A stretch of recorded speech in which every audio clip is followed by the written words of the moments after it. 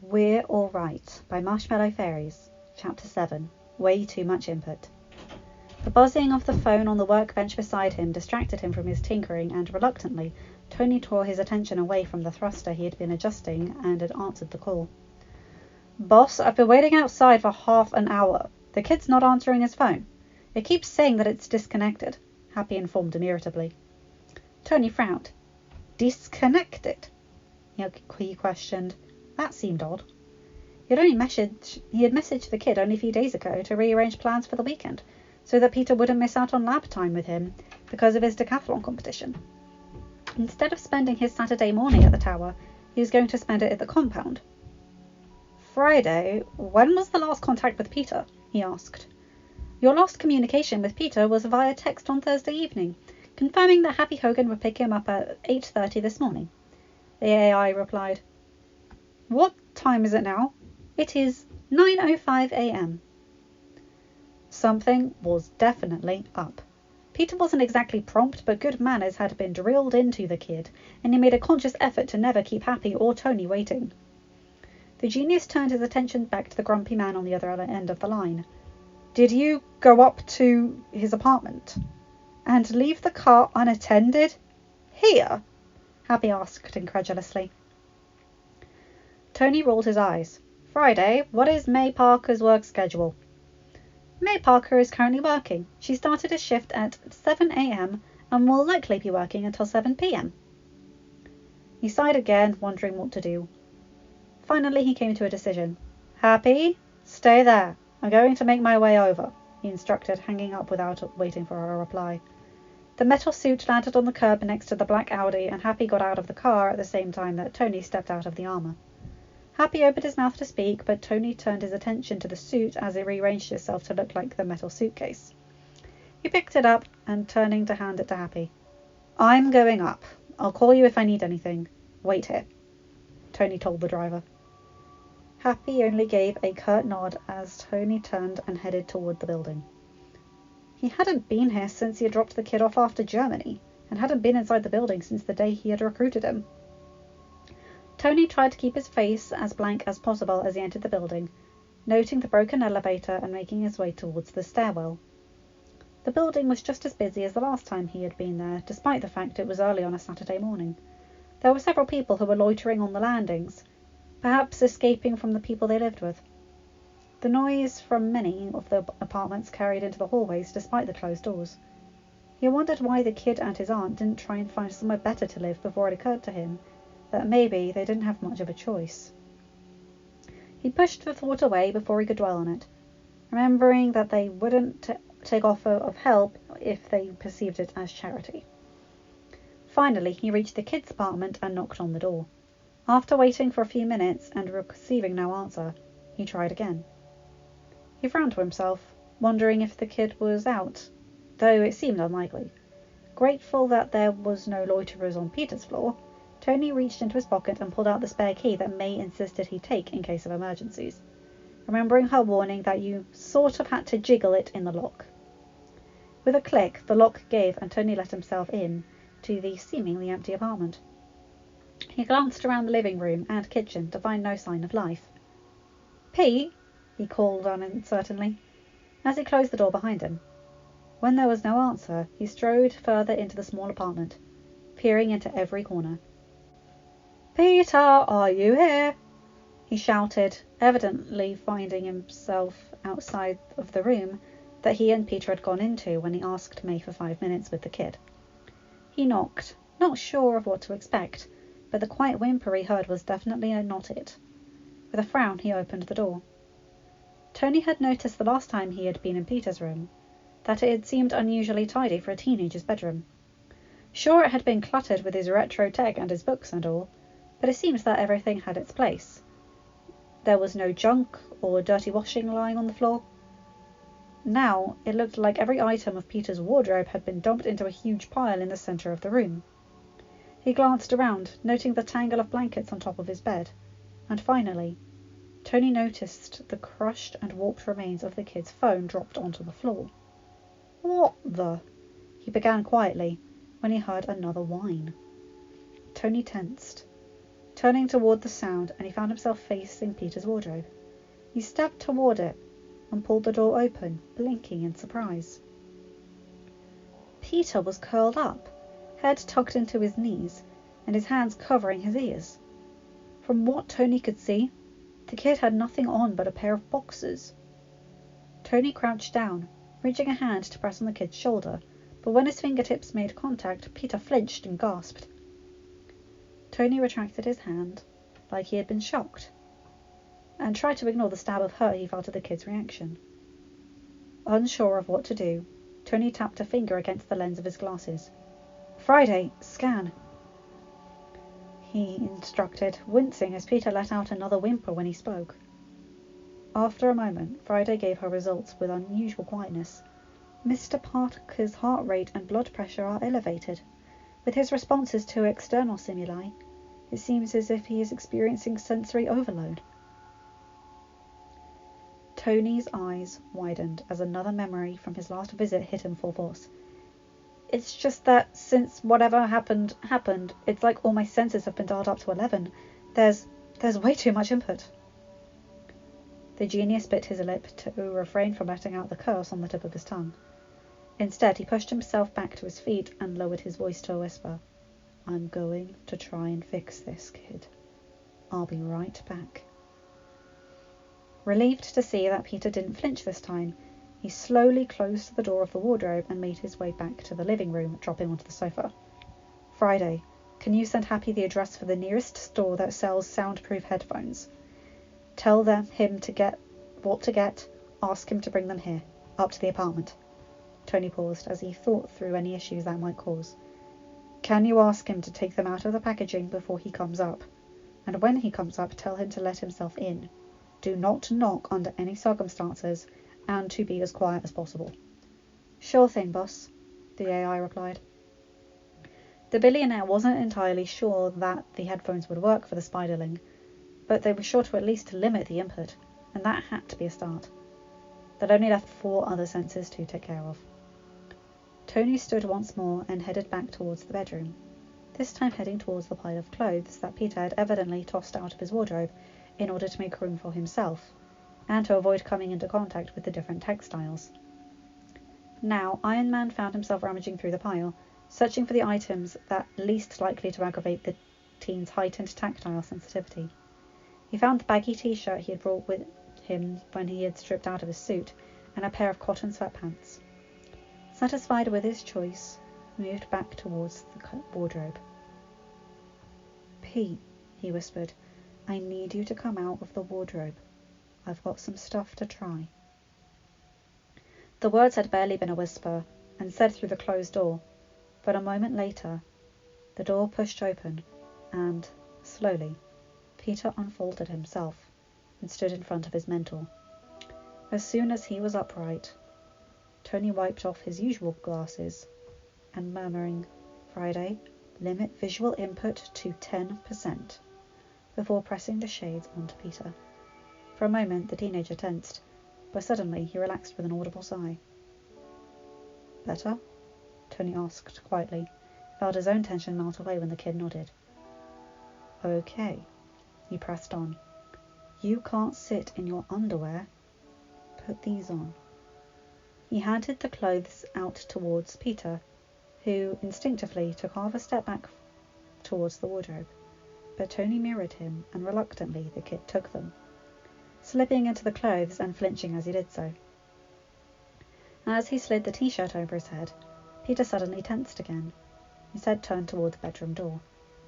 Tony edged forward, noting the heavy footsteps that were drawing closer, and opened the door to reveal Happy. The head of security frowned and opened his mouth, but Tony shook his head, taking the headphones from the man's hand and stepping back into the room and placing them over Peter's head. The kid sighed again, his shoulders dropping down, and Tony smiled. Without a word, he pointed at a pair of trainers next to the door, but Peter turned away, his eyes scanning the floor until they landed on a pair of flip-flops, which he slid onto his feet before turning expectantly to his mentor. Tony scanned the room, eyes roving over the pile of clothes that he didn't seem to find what he was looking for. Finally, he shrugged out of his own jacket and held it towards Peter. When the teenager didn't move, his mentor simply stepped closer and maneuvered the kid into the jacket himself. He stepped back, nodding to himself before pointing towards the bedroom door where Happy still hovered uncertainly. "Move," he instructed. The two geniuses simply stared at each other for several minutes before Peter reluctantly stepped towards the door. "Lead the way, Happy," Tony added before he fell into step beside the team. Their strange formation made their way out of the building, earning some confused glances from the people they passed on the way, and Peter flinching every so often when they passed any particularly loud apartments. Outside, Happy opened the back door of the car and Peter slid inside. There was no one else within the vehicle to see his large wince when the door was slammed shut behind him. "Tony, what's going on?" Happy demanded as soon as the kid was in the car. "Is he ill? If he is, shouldn't you be making him—" "He had sensory overload," Tony interrupted. "He was inside his wardrobe and only his underwear when I went in there. I need to find a way I can help him. All of that," he waved his hand toward the car, "is just a temporary fix. He can still hear with those headphones on. I want to make sure he's okay while I try to work this out." Happy glanced towards the door that he just slammed behind Peter, the crease between his eyebrows betraying his concern. "You don't have to worry, Hap. I'm going to fix this," Tony said with a soft smile. Abruptly, Happy's face shifted back to his signature frown. "Why would I be worried?" he muttered stubbornly, opening the driver's door and ducking inside. Tony made his way to the other side and slid in beside Peter. Peter had once again curled up, his head dipped towards the jacket and his nose tucked into Tony's jacket. The billionaire ignored the flutter in his chest and resisted the urge to brush the kid's hair off his brow. Instead, he said softly, "Drive slow, Hap." Blinking his eyes slowly, Peter realized he must have fallen asleep in the car. Suddenly, the memories came flooding back and he sat upright with a jolt. He went to rub his hand over his eyes when he felt the frames over his face. He gently pulled off the glasses, revealing a pair of Mr. Stark's sunglasses. Peter gulped, feeling the heat crawl over his face. He glanced around, noting that he was on the lounge of the compound. "Good evening, Peter." Friday's voice startled him, despite how muffled it seemed. "Boss has been informed that you are awake. He is on his way up." Peter frowned, trying to get his bearings. He had been at home. Everything had been too much. Too bright, too loud, too scratchy, too pungent. He had gone into the wardrobe to try and dull everything down. Mr. Stark found him. Mr. Stark found him! Before Peter could become overwhelmed by the embarrassing realization, he heard his mentor's voice, though whispered, "Hey, kid." Peter turned and noticed that Tony was closer than he would have expected. Without waiting for a response, his mentor reached towards him and pulled off the headphones that Peter had forgotten were there, before sitting next to him. "How are you feeling?" Peter began, unsure how to answer. He frowned as he tried to assess how he really felt before meeting Tony's gaze and settling for a shrug. Tony frowned, though it seemed more concerned than annoyed. "How are the sensors?" he prompted. Peter sighed. "Better, thanks." He paused, unsure of what else to say, before asking, "What time is it?" "It's just after 7:30, Tony answered. Peter's eyes widened and his mouth opened, but Tony jumped in. "I've called May. You're staying here." The kid's mouth closed, but his eyes remained wide. They remained silent for a few minutes before Tony stood. "You want something to eat?" He was surprised when Peter shook his head. The kid never turned down food, but Peter had paled at the suggestion. When Tony raised an eyebrow questioningly, Peter mumbled, "They're better, but they're not quite back at 11 yet." Tony was about to ask when Peter had last eaten, pretty certain it was sometime yesterday, but he decided not to press the issue. Instead, he reached a hand towards Peter. "Come on then," he said. "We've got some stuff to look at in the workshop." Hesitantly, Peter took the proffered hand and let his mentor pull him to his feet and steer him towards the elevator. and Tony was grateful that Peter was no longer resisting physical contact. It wasn't something Tony sought out very often, but he knew Peter did, and it made him uneasy to see how uncomfortable the teen had been with it earlier. As the doors opened, Tony led the way towards a workbench with several items laid out. "How often does it get that bad?" he asked, dropping onto a stool next to the bench and indicating that Peter should do the same. The teenager stared at the wood in front of him. He had guessed this conversation was coming, but he still didn't want to have it. "Not often," he said slowly. "That's the worst one for ages. Maybe since the spider bite. It does happen, though, now and again." "What caused it?" "There was some broken lights at school we went to for decathlon and heat yesterday. They kept flickering, and there were a lot of people, so it was really loud. I thought I'd be fine after I'd slept, but I couldn't. There was too much." Peter trailed off, uncertain how to explain that everything had just been too much. His entire building and everything going on around it. Tony nodded, his lips pressed into a firm line. "I wish you had told me," he said, his voice soft. "Then we could have been prepared, but we will be next time." Peter's head snapped up to look at Tony, who was watching him carefully. Without taking his eyes off of his protege, he reached across the bench and pulled a pair of shades over. He held them towards Peter. "These are integrated with Karen," he told him. "You decide how much you want to limit input, just like I asked Friday 2 earlier." The adolescent took the glasses wordlessly, gazing at them and then his mentor. Tony didn't wait for him to form a coherent sentence before he was picking up the next item. "These headphones are soundproofed. The technology should block everything, even for you. However, like the glasses, you'll be able to use Karen. Your AI will be the only audio that can permeate them, even during an overload." Again he held them towards Peter, but the teen still held the glasses and made no move to take the headphones. Instead, he stared at them in his mentor's hand as he chewed his bottom lip. Finally, he looked up at Tony. "Mr. Stark," he began, "you shouldn't have done this. It's too much. I'm sorry to have caused so much trouble." Tony frowned as Peter carefully placed the shades back on the workbench and dropped his gaze to his lap, but he had said nothing, waiting to see the kid's next move. As the silence stretched on, the teenager slowly pushed himself to his feet. "I'm really sorry, Mr. Stark. I'll just go. Thanks for checking up on me and for helping me. Nah, stop right there and sit back down." Tony cut him off. Peter's gaze snapped to his mentor's, who was giving him such a stern look. He did as instructed without much conscious thought, and waited for the genius to speak. "First of all, you have nothing to apologize for.